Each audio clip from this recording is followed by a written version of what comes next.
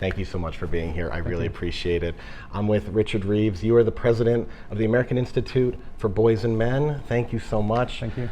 Why do we need to study men? Why do we need to study boys? Because isn't there plenty of research out there already? Like, why do we keep doing this? Well, there isn't much that's specifically focused on boys and men. Right. So in education or mental health, or actually just kind of broadly in terms of health, or what's happening in terms of fathers and their relationship with their kids. So there's a really good set of institutions that work on, say, women's health. Lots of think tanks, lots of offices who say, look, it's useful to look at some stuff through a gender lens. I take the gender pay gap, for example, right? Is it good to look at different pay levels for men and women and compare them and look at trends? Yeah. And there are a lot of organizations who do that work, but there aren't any that specifically focus on boys and men until the creation of my institute. And the reason for that is because it sort of feels weird to say that you would need to look at boys and men. Yeah. I mean, the idea here is that the world is already made for boys and men. That's all we ever research. Right. And to the extent that that was true, and I think it was, I don't think that's true today. And so we've ended up with a gap. We've ended up with a vacuum, honestly, of good information, of good conversation, of like good faith investigation of what's happening with boys and men as boys and men. And so you began your research not necessarily in this area, but you came at this looking at different other inequality and income and racism. So how did that lead you to where we are today? Yeah, the through line of my work, both in the UK where I'm from and the US where I now am, has been around what are the barriers to flourishing, basically. I mean, I know it sounds really vague, but like I've done a lot of work on class in both countries, a lot of work, particularly in the US, on race and race equity. Because what you see is there are structures and systems that are just getting in the way of people being able to rise and to flourish. And over the years, as I was doing that work, I just kept running across these data points where it's quite clear that in many cases it was really boys and men who were the ones who were struggling most. So in education, well, in education they're a long way behind. If you look at the race gap in upward mobility out of poverty, right? So look at who rises out of poverty. There's a big gap between black and white households in the US. But all of the gap is explained by the difference between black and white men. And so you can't understand the race gap in opportunity in the US without looking at gender as well. And so there were just a series of things that kept hitting me. And then, of course, the pandemic hit, and we saw college enrollment drop 7 times more for men than for women. We saw men dying in much bigger numbers during the pandemic. I was already very interested in this work, but the pandemic, in a way, was just the kind of lightning bulb moment, because there was so much work being done by institutions whose job it was to draw attention to the problems of women and girls about what will the pandemic mean for women? What will it mean for their career prospects? What will it mean for their mental health? What will it mean for their risk of domestic violence, etc.? There was a huge outpouring of concern and research on how would COVID affect women and girls. Quite rightly, there was concern. Most of those fears turned out, fortunately, to be not borne out. There was no discussion of how the pandemic was affecting men. And that was a really big gap, given I would now say it's pretty clear that the impact of COVID in advanced economies, for sure, was much bigger for men than it was for women. Really? Because I feel like the most stories I've heard or read about have been the women who left the workplace and who still, in some degree, have not come back fully. Yeah, but this is where you have to get really boring and look at data. And the data shows that female labour force participation is higher than ever after the pandemic. Wow. That the increase of women in senior management accelerated through the pandemic at the highest rate that we've ever seen. The gender pay gap has narrowed to its lowest level ever after having been stuck for a while. And so that's amazingly good news. Right? Yeah, those are. But unfortunately, I think the way we have this conversation about gender, and gender gaps in particular, gets a bit stuck. There's like a narrative, which is, let's find the ways in which women continue to be disadvantaged relative to men. Right? That's what we're going to do. And when we find examples of those disadvantages, we're going to emphasize them. This is great. This is what we should be doing. The problem is, We don't tell the good news very often about the rise of women. Okay. And we miss what's happening to boys and men. In that sense, the issues of boys and men are just not on the agenda in the same way, because people fear that if we talk about boys and men, that almost by definition means we talk less about women and girls. Well, I think that's a good way to bring up this next point, because I am struggling with masculinity. I am struggling with your own masculinity. My own masculinity. Well, aren't we all? Oh, good. I'm not the only one. It's that we're in an era where that's the right question to be asking. But even bringing this question up, even thinking I wanted to have this topic and this discussion, I feel like a lot of people were telling me not to have it. A lot of people were telling me it is triggering to even say this word, to be having this conversation, because you're going to be insulting people by even asking this question. And so I want to know, how can we talk about, how do you talk about this in a way where we can respect everyone and have a meaningful conversation? I think one of the great achievements of the women's movement was to make a strong case for gender equality without having to abandon or pathologize femininity. There was clearly an argument about that, right? Being too feminine, was it bad to be feminine? But in the end, enough women said, look, I want equality, but there's nothing wrong with femininity. Right? So long as you're not trapped in that, so long as you're not coerced through that, so long as femininity is not seen as somehow lesser than masculinity. And I think we need to take a leaf out of the women's movement's playbook and make sure that we are talking about masculinity in a way that's not trapping people, it's not saying you have to be this way, but is respectful, and that does recognize that there are some differences on the average between boys and girls and men and women, and to recognize that the task here is not to either put masculinity on a pedestal or to pathologize it. And it sometimes feels like that's the choice, right? Yeah. It's either hyper-masculine, this is what it means to be a man, etc. Or it's like, no, masculinity bad, and that we have to get rid of it. And the problem with the current debate is that too many people have come to believe that equality requires androgyny. And I used to believe that too. But I don't anymore. I think that the ideal of just androgyny, let's just wipe out these differences. Let's just all be the same. Let's abandon these concepts. I just don't think that fits with people's actual experience. And whilst we want as much choice and flexibility and fluidity as possible, we don't want to trap people in these boxes of masculinity and femininity, that doesn't mean we have to destroy the boxes all together. And it's particularly damaging if there's an asymmetry here, where we're okay talking about femininity. Actually, there's good evidence showing that people actually think there's some good things about feminine values. But that's not true. That's decreasingly true for masculinity. That's a problem for boys and men, right? We've got to find a way as men and as boys, I think, to express and articulate a positive vision of masculinity. Because if we abandon that discussion, and that which is a very big challenge for us right now, it's a challenge for you, it's a challenge for me, it's a challenge for my 3 sons, it's a challenging time. But if we just back away from that discussion altogether, it's not like questions about masculinity won't be being asked, especially online. It's not like people won't be struggling with these, it's just that we won't be creating a conversation and a space in which to have that conversation.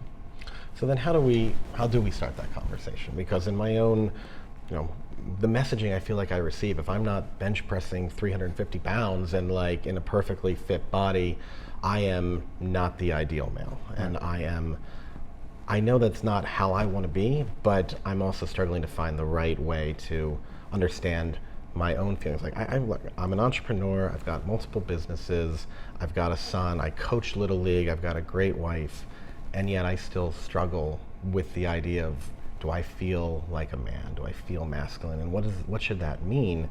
And I don't know where to start that conversation or how to reframe this, because I'm still getting, and maybe I'm just holding on to messages that I got for the past 40 years, but I want to get rid of them and have a more modern understanding of this, because I also don't want to pass those insecurities onto my son, who should not have to deal with that. Yeah, well, it's interesting that the examples you chose of like what you do, not to make this about you, but let's make this about you. Risk taking, being an entrepreneur, being willing to kind of put some stuff out there, risk some stuff. That tends, if anything, to be quotes more of a kind of masculine attribute. And to be clear, it doesn't mean that women don't do it as well, but it's just that on the average, risk taking is a somewhat more masculine, and it can be a terrible thing, of course, in many ways. But I think my wife took a lot big risk to marry me, so that's pretty well, good. That's the biggest risk of all, right? But I'm happy for us to talk more about that. But also, like you just said, coaching, right? And it's interesting that particularly as boys and girls go into adolescence, that actually having men in those coaching and kind of leadership roles is really important. There's a very good anthropologist, Anna Machin, who talks about fatherhood, and she describes the way that one of the things dads have always done across recorded human history since the invention of fatherhood has been to scaffold young people's move out into the world, to learn skills, to learn how to take calculated risks, to learn how to interact. Like, in some ways, like, dads seem to have a particular role of acting as a bridge to the community and kind of taking their kids out of the home. And again, it doesn't mean mums can't do it, etc. But on the average, that does seem to be a bit of the magic of fatherhood and coaching, and doing it not just for your own kids, but for the community. There's this really lovely idea of fatherhood and masculinity as being defined by the generation of a surplus. This is an idea from anthropology that the definition of mature masculinity is someone who produces more of something than they need for themselves. And they give it to their community. Yeah, their family, but the community, the tribe, etc. And obviously what that thing is can vary over time. Like, it could be meat, it could be money, but it could be love, it could be energy. You're coaching, and I presume you're not paid for this activity, right? A lot of hours of free labor. Right, a lot. But you're giving your time and your skill and energy to the community. And that does seem to be a bit more of a masculine attribute. That's great. And the bigger point here is that I really worry that as we try to move away from this narrow definition of masculinity, like a bench press and like how you look and money and like that, that actually we should be broadening and deepening these ideas of being masculine.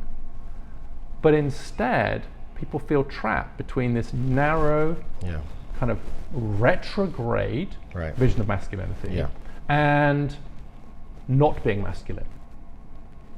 And that's a horrible position to put any of us in, where it's like, and I've struggled with this myself. I actually kind of for a long time wrestled against the idea my masculinity was the problem, right? To be a good feminist, to be a good partner, to be a good member of this liberal equal. That actually I was basically at war with the aspects of my own personality that maybe did tend in a more masculine direction.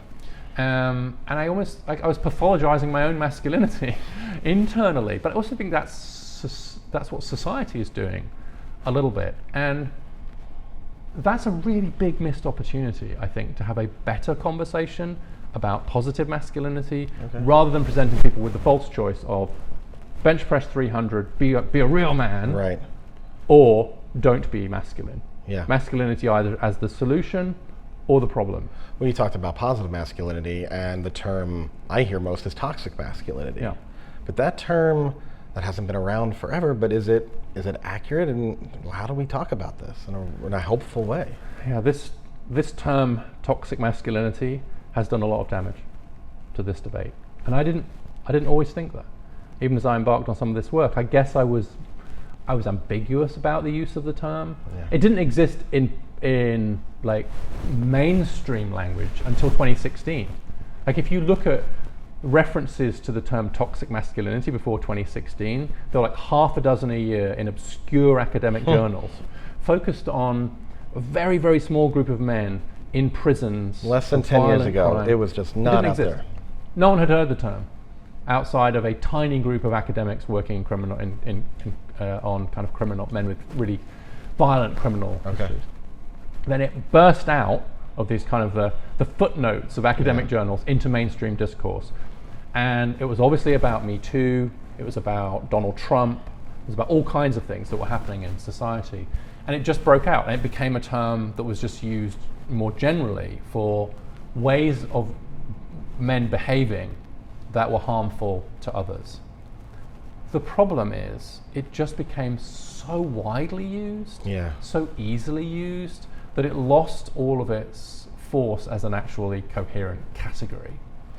Because what did it start to represent when someone said it? It started to represent anything that a boy or a man was doing that we didn't like. That's a lot. Right? I mean, That's a lot. I had a personal experience of this when my own son's high school made it into the international media as a cradle of toxic masculinity. Wow. It's an incredibly liberal high school in Bethesda, Maryland, right?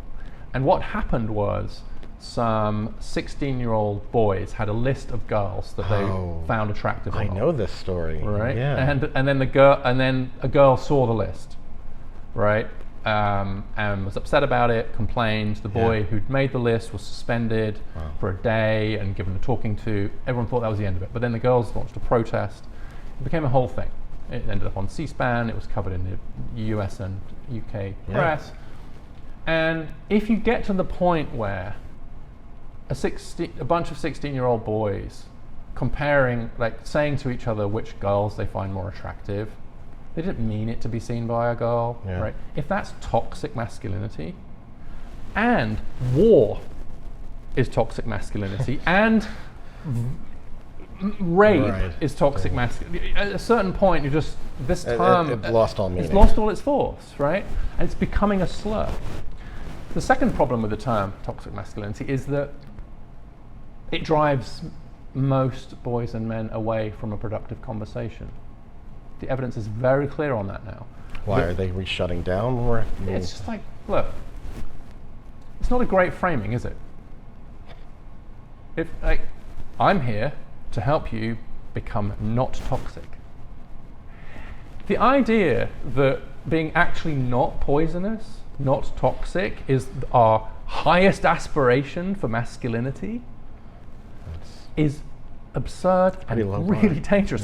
So let's say for every one man or boy that's really, really inspired by the term toxic masculinity and is really inspired by the idea that I could not be toxic, you mean I could be not toxic?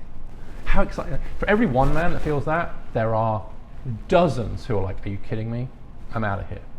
I'm looking for somebody else talking about these issues that doesn't start with the frame of toxic or non-toxic. And so it's really been very profoundly unhelpful as a term for inviting men in and inviting boys in to a conversation about what does it mean to a man today. It's been massively counterproductive and it's intellectually incoherent. If you ask people to say, okay, so people say, look, not all masculinity is toxic. There's lots of good parts of masculinity. And you say, okay, great. What are those things? And they'll say, caring and nurturing. And you'll say, and is that different from femininity? And they say, no, it's the same. Okay. So it's either you're either poisonous or a girl. And it's like, for a lot of young men, that's not an amazingly appealing choice. Right. And the very people who are most keen on the use of the term toxic masculinity are the ones who are least likely to be willing to describe attributes that they're willing to say are more masculine, that are distinct from attributes that are feminine. They would be the very last people to suggest that these are things that actually men are more likely to exhibit than women. How do we start a healthy conversation about this? Because I want to be able to talk about this with my son. I want to be. How old is your son? My son is 7, okay. And I want to have those conversations with him. I want my wife to be in the room, and my wife is a strong leader, caring, wonderful risk taker as well, too. So by having this conversation, I don't want to put her down at all. I'm amazed by her, and millions of women like her too, that are doing it all and are being great moms and great in the workplace and figuring out how to have great lives too. But I feel like any time I bring this up, I'm diving into a pit. Why do you feel like that? I feel I'm going to say something that's going to insult them or tick them off too, and I'm worried about insult your wife, insult all women, honestly, in this process too, because I want to feel, I don't want to feel bad about the things that I'm proud of. to be a man. And yet I feel like I'm tiptoeing around saying some of those things because I'm worried about how I'm going to sound, or I'm going to say something that there's more nuance to it, I think, than how it's coming out necessarily. So I'm struggling with some of the language. Yeah, I think that's important. The language is important. The framing is important. And also the tone is really important too. So the challenge here, I think, is to start by acknowledging that there are still many issues facing women and girls. And of course, across most of human history, and still across large swaths of the world, talking about gender equality, means talking about women and girls. Okay. And there's still a bunch of stuff to do, right? So you mentioned that your wife's a risk taker. My wife's been trying to raise money from venture capital. Wow. So I happen to know that a bit less than 2% of VC money goes to female founders. Right. I'm reminded of that on a daily basis. even when I'm traveling, I get WhatsApps saying, don't forget to mention that only 2% of, right? And so I've got 25% of members of Congress in the US are women. Mm-hmm. Even though they make up, 55% of the country? More population, something like that? And a huge underrepresentation still of women in senior leadership. Now, it doesn't mean we haven't made massive progress on those, but it also means there's a lot more work to do for women and girls. Yeah. At the same time, when you see the suicide rate among men is 4 times higher than for women, is rising rapidly, especially among young men, and that we're losing 40,000 men a year to suicide. The idea that we can't also care about that as a very distinctly male challenge, not that it doesn't affect some women, but overwhelmingly the public health crisis of suicide is a male challenge. Can we also work on that? Yeah. Can we also work on the fact that boys are so far behind in our schools? The question is, can we do 2 things at once? Can we have 2 thoughts at once? Or is it zero sum? Is it a choice? Is it, you could either care about the issues of women and girls, and any mention of the struggles of boys and men, whether it's around your own dinner table or in public life, is to somehow dilute or distract from the problems of women and girls, right? Or you're all in on men, and you're here for men, and you're going to support men, and you become a men's rights activist, and you're going to blame feminism, and you're going to blame women, and you're going to say the basic problem is the last 50 years, and we need to go back to a world where men were men and women knew their place. Is that really the choice that we're giving ourselves for this conversation? That's not the choice I want to have for my son. Right. So if you approach it with empathy. Yeah. But the other thing I would say about this, I don't want to turn this into a therapy session, or at least if we do, I want at least 50% of it going my way. Right? My boys are all grown now. Your boy's 7. Yeah. So you still got time. It's too late for me. They're all in their 20s Never now. too late. They're all in their 20s. And honestly, I wish I had known more about this work when my own kids were younger. I think I made some mistakes as a father. What's something you would have done differently? Well, in different ways, the struggles that my son's had in the education system. Yeah, you've talked about that before. It's the system's not exactly designed for boys anymore. No, it's not. The education system is not boy friendly enough. It's not very boy friendly, again, on average. And that's for all kinds of reasons. But just on a personal level, when my youngest son in particular, he was just like didn't want to go, couldn't get organized, was like struggling with it. And he was basically just didn't fit with the system. So he was like a square peg trying to be operating in a round hole. And instead of recognizing that and maybe working with that with some empathy, I was just trying to ram him in. And because your older boys were able to figure it out? A bit more, although then one of them struggled a bit later too. So I think part of the problem here is that there's a bit of a tendency to treat boys, particularly in school, like malfunctioning girls. And to say, what's wrong with you? Why aren't you more like your sister?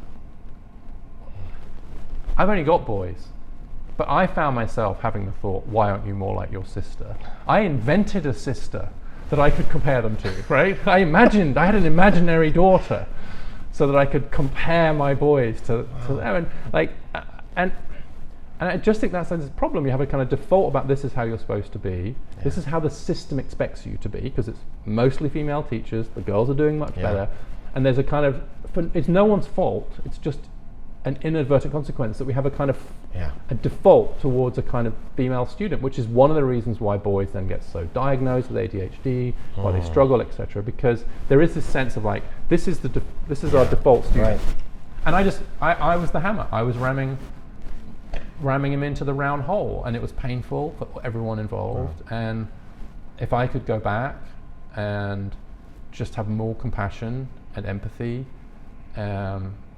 and stop blaming him. I did exactly what so many of us have done, which is blame him rather than look at the system. Did you ever tell him that? Yeah. Did he forgive you? You'd have to ask him. But we have a good relationship, and that's good. I found a grown-up dad because I felt unprepared, and I wanted to be a different kind of father than I had growing up. Today, Grown Up Dad is a nationally broadcast TV show across PBS, and we're working directly with dads and experts around the world to share important stories and advice so we all find the joy and strength of being a father. Now, Grown Up Dad is a nonprofit. We operate from the generosity of viewers like you. So please hit that subscribe button and join our small Dad Collab groups. Go to that website, grab some merch, and together, let's make fatherhood better for everyone. You talked about some other systems where men are struggling, and obviously criminal justice, healthcare, and talk about men not going into other fields that we've been pushing STEM, but we haven't been pushing HEAL, essentially. Can you talk about that a bit? Yeah, it's one of the things that's really struck me is that as we have increased the share of women in male-dominated occupations, including in STEM, in science, technology, engineering, math, but also in like law and medicine, which are now 50-50. There's still quite a long way to go in areas like tech. Tech is a big problem, I think, in terms of the representation of women, especially given how important tech is, of course, right? But still, we've made huge progress. We've tripled the share of women in STEM occupations over the last few decades. But if you take these other occupations, the ones that I refer to as HEAL, in health, education, arts, and more literacy ones, especially in mental health care and teaching, massive decline in the share of men. So in 1980, when Ronald Reagan became president, 33% of K-12 teachers were men. Really? Now it's 23% and falling. Yeah, that would even seem high, I think, for my own experience, for my own son's school, So it used to be that men were the majority of high school teachers. That's not true anymore, down to 44% and falling. And so the teaching profession has become very much more female than, for example, the military. His aspects of the military are male rather. But if you look at the mental health professions, look at psychology and social work. We've halved the share of men who are working in psychology and social work since the 80s. Actually, a bit more in psychology. We're now at about 20% male share of those professions. And is this because of what we're getting is messaging, like those are not masculine roles? Well, that's the messaging that I get from conservative critics of my work. So Senator Josh Hawley, who's done a lot of work on this and has his own book, Manhood. In that book, he criticizes me for suggesting that men could actually do more of these roles, particularly in the healthcare professions. And his accusation is that I'm trying to change men to fit the world rather than fit the world to suit men. He's like, men aren't suited to these roles, is basically Senator Hawley's criticism. To which my response is, well, why were they suited to it when Ronald Reagan was president? I mean, I'm not a genetic evolutionary anthropologist, but surely evolution doesn't, men haven't become different since the 80s, right? Our DNA hasn't changed, right? So why is it that psychology was 50-50 male-female in the 80s? Why is it that social work was almost 50-50 in the 80s and is not now? How did these professions become female professions? That can't be because of innate differences between men and women, unless something very weird has happened, right? And so what's happened actually is that these have become coded as female. We also don't pay them anything like well enough, which is a big economic factor. But I really worry now that those professions, including teaching, have become very gendered. In fact, one of my own sons is about to start work as a public school teacher in the US. That's fantastic. And the joke is that he actually really struggled in high school. And so I sort of said to him, so now you're going to go to school? But of course, that's quite beautiful as well. Here you've got a young man who really struggled himself in mainstream education and is going back in. That's impressive. But I have to tell you that the comments he's had, because he's going into elementary school teaching, some of the resistance that he's had around that is much greater than it would have been 30 or 40 years ago. And so we are increasingly stigmatizing men who want to go into those sorts of professions and seeing it as women's work. It wasn't. And is this also being played out in the political sphere too? Because you talk about that neither side really has the right message. I really worry right now that the basic message from the right is be more like your dad. Yeah. Traditional masculinity. And the message from the left is be more like your sister. Be more feminine, be more caring, cry more, be more nurturing, right? Be more feminine, right? And so caught between those two ideas of either going back to an old-fashioned, narrow view of masculinity, which is A, not very appealing to most men today, and B, insane. Impossible, right. Like 40% of women earn more than the average man now, right? 40% of breadwinners are women now. So the idea that and who's here for that? Like, no one's here for that. No one's here for going back, right? But there is this sort of sense of that. But equally, very few boys and young men are turned on by the idea of just jettisoning their masculinity to become female. And I sometimes feel like the discussion of masculinity, and especially toxic masculinity, it has the feel of the Christian idea of original sin. Really reminds me of that. You know, it's like it's something that you're born with, not good, can't get rid of, right? But it's almost that sense of like something you carry with you, the stain of original sin. It's a bit like the sort of stain of masculinity that a lot of men feel they've got now, and so it's like, and unless you could somehow exorcise it, that you're kind of stuck with this kind of nasty thing within you that's you were born with it, and if only we could get rid of it, but we can't because we're fallen. And so how do you reframe that? How do you say, like, this is not original sin, this is about who you are and you should be proud of it, but do it without hurting other people? Ironically, I think, so this is like the hoary old debate of nature versus nurture, all of that. What's happened is that as we've moved a long way from the idea of biological determinism, right? So how you behave as a man or as a woman is just kind of driven by your hormones and brain, all that. We've moved away from that, thank God. We're in danger, in some circles, of replacing it with a social determinism, which is everyone's a blank slate, and to the extent that there are differences in male and female behavior and preferences, they are always and can only be the result of difference in socialization. That's also not true. And so the difficulty is, and each side, of course, pushes each other to more extreme, because the idea that men and women are different has been weaponized against women throughout human history. Yes, men and women are different, men are better. Don't you worry about the vote, ladies. We got this with our better brains or whatever. Right? So I understand why people really worry about even recognizing that there are some differences that are natural, but it's insane to claim that there aren't any differences. What's most frustrating about this is that people think that acknowledging some differences, natural differences between men and women, means that culture is somehow less important. That's the opposite of the truth. It makes culture more important, because culture is how we shape and learn what to do with those natural differences, right? So ironically, the abandonment of the idea that there are some natural differences leads us to underinvest in the very things we need to invest in to help boys become good men. Because boys don't become good men just with the passage of time. It takes cultural work. So what's one of the natural differences you see between men and women? one of the big differences in risk taking. You said that you're a risk taker, but your wife is as well, and that's good. That's good because it shows you that even if we talk about average differences, obviously they overlap, right? So there are lots of kind of men who are more feminine on some traits and women the other way around. I even find that in my own relationship, with my wife, and I get into trouble for saying this, but like on average, women are a bit more agreeable. In other words, a bit more concerned what people think of them. And men are a little bit less so, but that is not true between my wife and I. No, so like I'm sitting here being like, that's not my situation.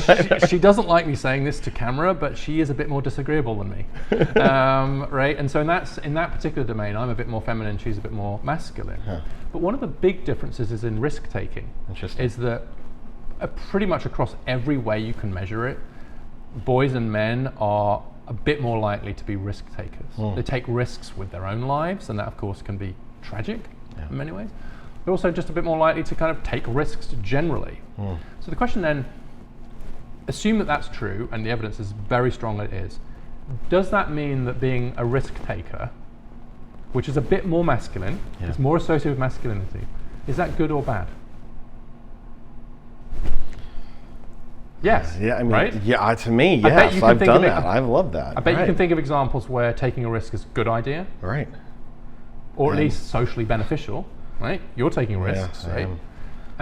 They all have not worked out for sure. Right, that's the definition of risk. Right. And actually, it's really interesting. There was a study of businesses, and they found that actually, if they were just run by men, they actually were riskier businesses, which meant that if the risk paid off, they made really good profits. But if they didn't, they went bankrupt. Whereas firms run by women were a bit less likely to go bankrupt, but didn't make quite such high profits on average, right? Wow. So one conclusion that you might draw from that, some people are like, that's why women need to run everything, right? Or the others might be, that's why men need to run everything. Or the correct conclusion, I think, is maybe that's why we need balanced boardrooms. That's nice. Maybe that's why we need a bit of both in there. And you can easily great imagine argument for that. I don't know. The fact that men are more likely to take risks means that they are much more likely to die. Right, honestly, and so that's a real thing, right? They take risks with their own lives. They drive more recklessly, for example. I'm guilty of that. Right? Yeah. They kind of like, if you see that there's a huge gender gap in deaths by drowning, for example, which is, you can't explain it in any other way, just than more like risk taking. Right. So bad. On the other hand, good. And let's take a specific example of that. Have you heard of smoke jumpers? Do you know what they are? No. I've become fascinated with these people. They're the people that when there's a wildfire... Oh, they're parachuting into the wildfire. They parachute out of a perfectly serviceable aeroplane into a raging inferno. Wow. Personally, not for me. Almost all men, right? Yeah. Just overwhelmingly men do that. Now, there are some women doing I've gone skydiving once. I'm not doing it again though. I have. I've never even done that. Yeah, I'm a little afraid of heights, and I try to overcome that by doing skydiving. Didn't work, but I'm still not thrilled of heights. I think that was a terrible idea, but that's for another day. Thank you. but I've done it and I survived. You weren't doing it into a wildfire, and they left there for days. No. And so it just turns out that if you want people who are willing to kind of bail out of airplanes to fight fires in the middle of nowhere for days on end, you're going to attract more men, good or bad, right? And so we've just got to be okay with saying that's not true for all men. Not all men have to do that, and also some women are going to have that profile as well. But on average, you're just going to see some things tilt a little bit more male than female, and it so frustrates me that this ability to kind of have that nuanced conversation about sex differences is just being obliterated by the culture warriors on both sides, who either insist everything's socialization or everything's biology. And of course, it's about how culture and biology interact with each other. So you've got a 7-year-old, I've got sons who are older now. We're both grown-ass men, hopefully, right? We're getting there. Yeah. One of the things trying to get better every day.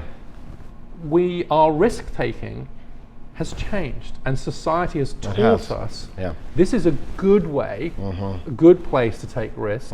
This is a bad way to take risks. So we've taken something that on average is more in boys or in men, and we have worked with that to turn it into a pro-social activity. In the same way that, like, if women are on average a bit more nurturing, a bit more caring, like how do we kind of work that in a way that's kind of good for society and it doesn't trap them in a role, right? So I really worry that by not having a proper conversation about this, we end up just trapping people. Well then, so let's talk about some of the phrases that get thrown around. Okay, so we don't like the phrase toxic masculinity, even though, and that's just because it is almost become to encapsulate everything. Yeah. All right. So how do we talk about real issues that we need to work on as men, while talking about a healthy or strong masculine, traditional strength, while blending a contemporary modern caregiving? So I really like thinking about this through the lens of maturity. And rather than like toxic versus non-toxic masculinity, I think a better framing is mature versus immature masculinity. Right? Because what that allows for is the possibility that like 14-year-old and 15-year-old boys behave a certain way, right? As do girls. Not my proudest moment. Right? Sorry, right. Sorry, I actually wasn't talking about you, but let's hear more about it. But yeah, sure, like we all remember what it was like, right? And also that is when you get these big differences in risk taking, differences in development. And so, and teenage boys in different ways to teenage girls can be kind of difficult. But 10 years later, they've grown up. And quite often what I see people almost celebrating, I think you see it in former President Donald Trump a little bit too. There's almost an adolescent masculinity on display. Do you know what I mean? It's like I don't care what people think. I'm going to be like this. I'm going to be a bit crude. I'm going to kind of make jokes. I'm going to like it's a bit. So he peaked basically. Well, I just think it's sort of it took me ages to realize this, but when I was kind of seeing how Donald Trump kind of behaved, it took me ages to realize that I was like, who does he remind me of? And then I thought, my teenage sons. Wow. And there's a certain like energy to that, but it's immature. Right. And then what happens is you grow up, or rather you are grown up by society to kind of learn that there are certain ways of being masculine that just have to be expressed appropriately, pro-socially, in a way that's compatible with gender equality, that's respectful of women, that's respectful of each other, that's you learn to emotionally self-regulate. And so basically we turn boys into men, but it takes work to do that. And I really like this idea of like, what does it mean to be mature, a grown man? And it's the opposite of going your own way. It's the opposite of the narcissism of teenagers. Do you remember what it's like? How like when you're 15, 16, it's like the whole world revolves around you. Absolutely. Right? There's nothing outside of your bubble. Almost nothing. It's shocking. Everything around you involves you. It's right. It's like everything. And then you grow out of that and you learn not only that there are other people involved, but also to give to other people, to care for other people. You expand, and that kind of brings you back to this kind of idea about doing more for others. So there's, of all the online manosphere movements, start that again, evolve on. Right. Of all the online manosphere movements that I dislike, and there are many, probably the one that I in some ways dislike the most is the men going their own way movement. There's this like male separatist movement, and it's all about how men are going to leave. They're not going to be with women. Eventually they're not going to work. They're going to go their own way, right? It's the idea of the Lone Ranger, right? And they're defining masculinity entirely by not needing anybody else, but also not being needed by anybody else. So I think that is anthropologically nonsensical if you look at how men have actually been, and psychologically very damaging, right? Actually, it's by being needed, it's by being in relationship, it's by doing for others that makes you a man. The thing that makes you a man, the idea of going your own way is not masculine, it's opposite of masculinity. It is. And why, and I've said this, I feel stronger the more I'm with my family, the more I feel like I'm a better dad, the more that I'm paying attention and I'm doing things that I think are really helping my family, I feel better.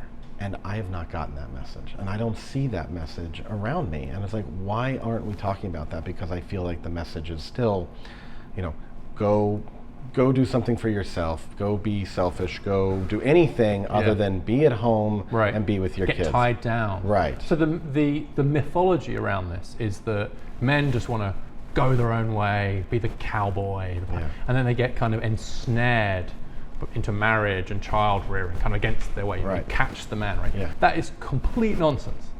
Actually, men are now more likely to say that getting married is more important to them than women are.